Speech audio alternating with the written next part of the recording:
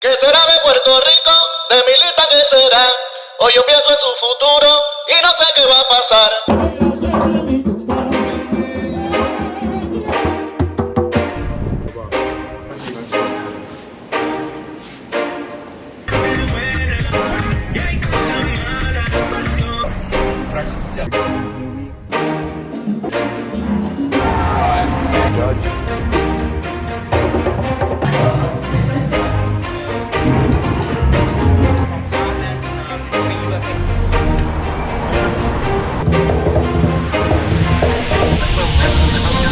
This is Josiah Young, and this is Rooted in Rhythm.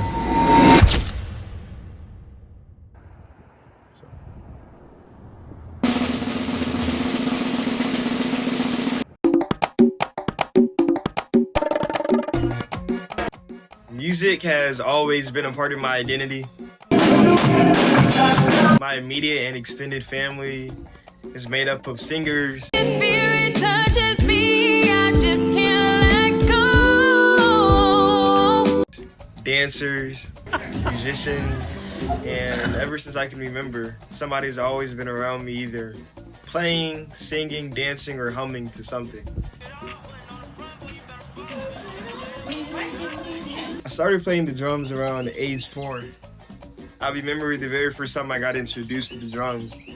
I was in my family living room and my dad had a concert playing on the TV and he asked me, which one of these instruments would you want to play? I looked all the way in that back left corner where the drum set was set up.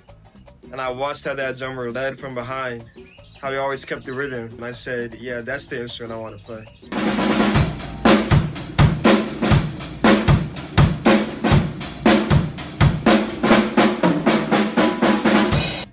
And since then I've taken lessons. I've played in wind ensembles, I've played in jazz bands, I've done gigs, and I've even played in pep band. I would definitely say the pep band was probably the most lively, probably my favorite.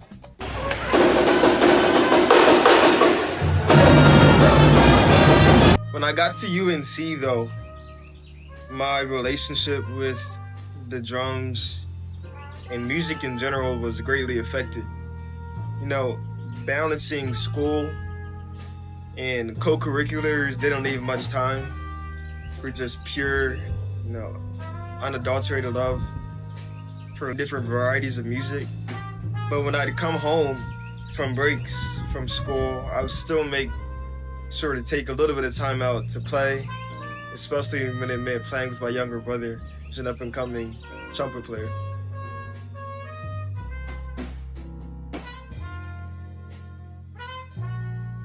But I've always looked at music from a different lens, and I've always had some sort of cultural connection. I recently took a class at UNC called Blackness in Latin America, and one part of that class was studying Latin and Caribbean music. And what I had learned was that many of the modern day contemporary rhythms that we hear in pop, in hip hop, R&B, and rap are all derived from Africa or African diasporic tradition. But still there's a unifying quality about music that connects us all. So with the help of the Morhe Kane Foundation, I spent this past summer studying Afro-Caribbean music in Puerto Rico, specifically focused on bomba, plena, Latin jazz, and salsa. My purpose in this project was, of course, to study the rich history and African origins of Afro-Caribbean music, but not only as a study of sound and rhythm, but also as a profound testament to this music's power. And through this journey, my goal was to show how these rhythms and melodies have transcended their roots. In a time plagued by racial and ethnic divisions and xenophobia, music has the power to unite us all. My gut feeling, everyone loves music. And I think that's it. Everyone loves music. Music is that universal language that connects people across the globe.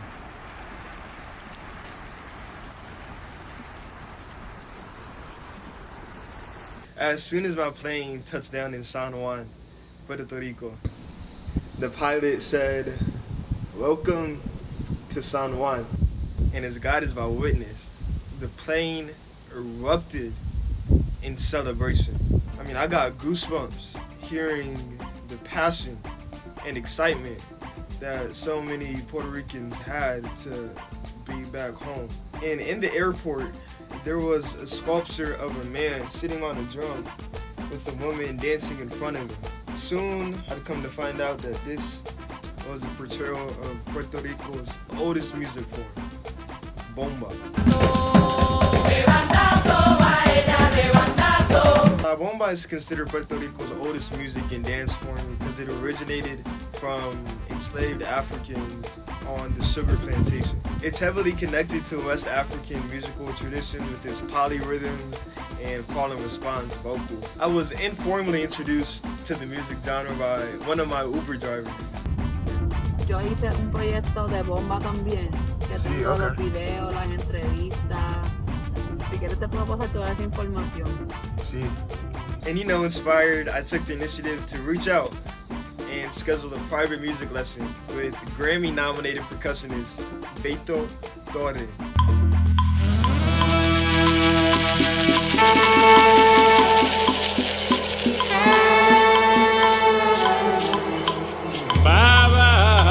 My meeting with Professor Torres was invaluable. Before we got to learning any of the bomba rhythms or cadences, he gave me a crash course on the history of bomba, enslavement in Puerto Rico, and the art form Afro-Caribbean music as a genre at large. But maybe the most profound moment was how Professor Torrance framed the drum as a common language. It depletes the African continent of their most able. Kings, queens, mathematicians, scientists, agricultors, people with knowledge, And at the same time, embellishes our continent with all that ancestral knowledge. Remember, Africa is the second largest continent in the world, second most diverse continent in the world in terms of ethnic groups, languages, plant life, animal life. But in terms of humans, you look at somebody from Morocco has nothing to do with somebody from Eritrea or somebody from, South Africa. It's all very different ethnicities and ethnic groups. That whole business started happening. The hacendados would go to market, right, to buy the human cargo. And they would be like, okay, you speak Fulani, you speak Yoruba, you speak Wolof, perfect. Purchase this group. Why? Because you can't communicate between each other. Yeah. Can't plan insurrection. You can't meet, you can't communicate. What they didn't expect is that they were gonna find a common language. A language of the drum. And he personified the concept of rhythm in a way I hadn't heard before. Why the language of the drum? Now you said a word on your first answer that I liked. We said rhythm. Yes. Now, rhythm is life. Rhythm is life. Right now it's day, then it's gonna be night, then it's day, then night, day, night, right? You have summer, spring, fall, winter, summer, spring, we're in Puerto Rico, summer. So after the history lesson, it was time to bring bomba to life. Basically, I learned 3 distinct bomba rhythms. Wembe. It's called Kwembe. Oh.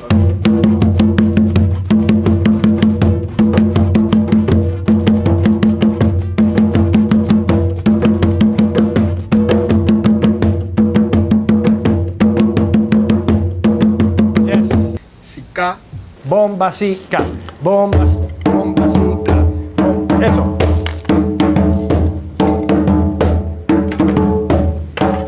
Eso.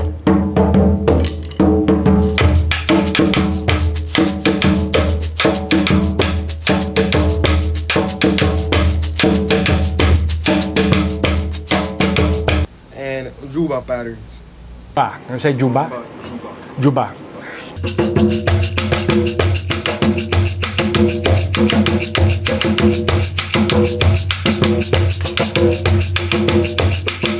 as I was learning, I could see him going more and more impressed with how quickly I was catching on. He knew I was a percussionist, but wasn't familiar with my level of experience. When he realized how fast I was picking up, he didn't just stick to the drum. He started handing me more instruments to learn, like the maracas or the kwa sticks.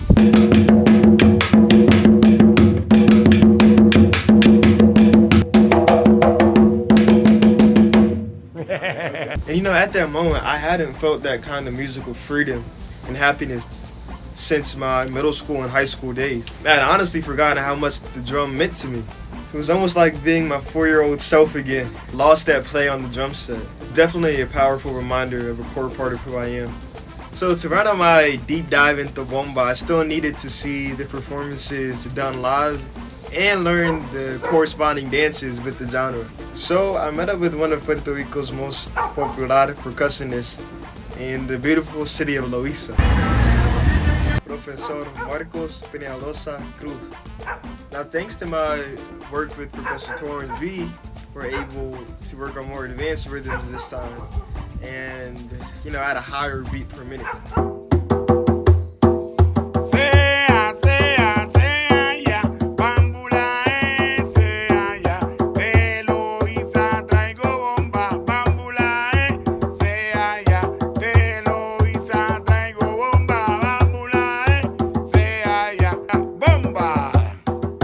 Later fortunate to see Professor Marcos and his group Competencia de Bomba play at a local restaurant. Take a look.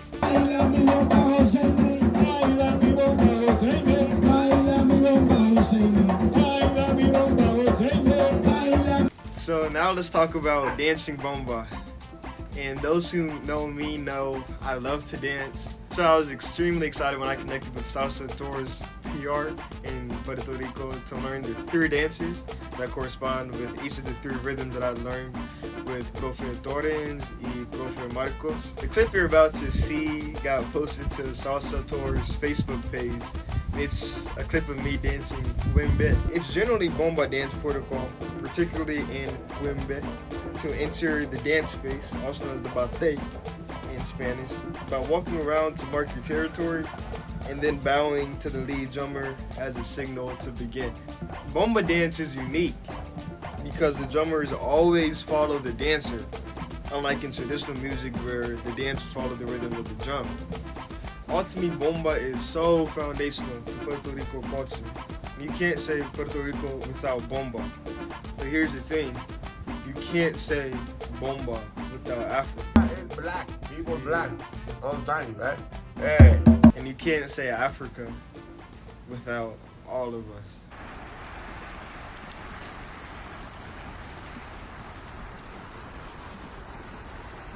La plena is the second genre I studied in Puerto Rico. Plena is often called el periódico cantado, or the sung newspaper in English, because plena lyrics tell the stories of everyday life, current events, and social commentary.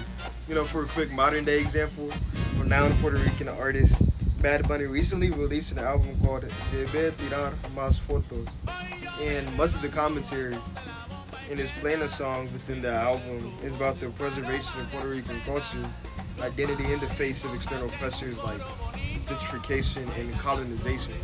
But the main difference between bomba and plena is the percussion instrument.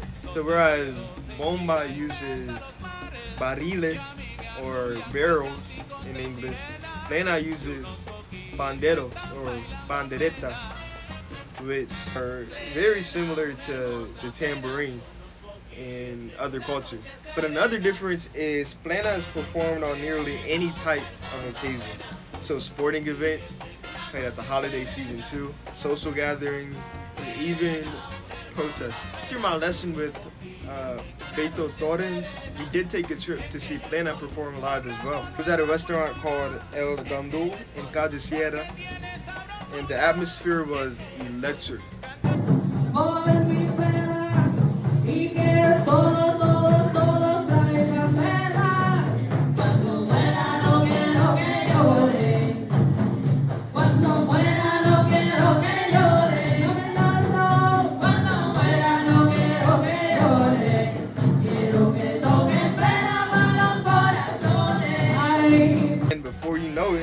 someone was handing me a pandero.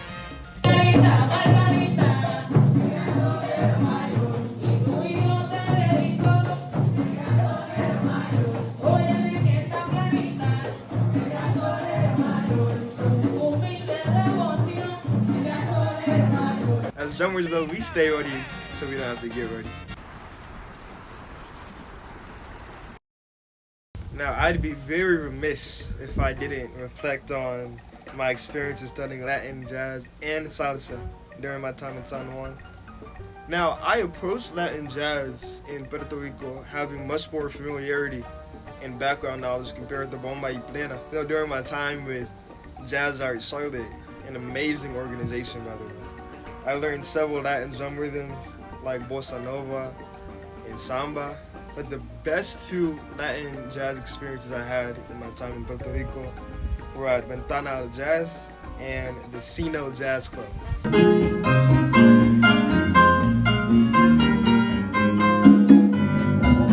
You know, one sometimes overlooked aspect of Latin jazz in comparison to American jazz is the augmented rhythm section in Latin jazz. Latin jazz, you'll often see somebody playing a drum set and playing congas or another form of hand drum, whereas generally speaking, in conventional American jazz forms, the only drum section is the set drum itself.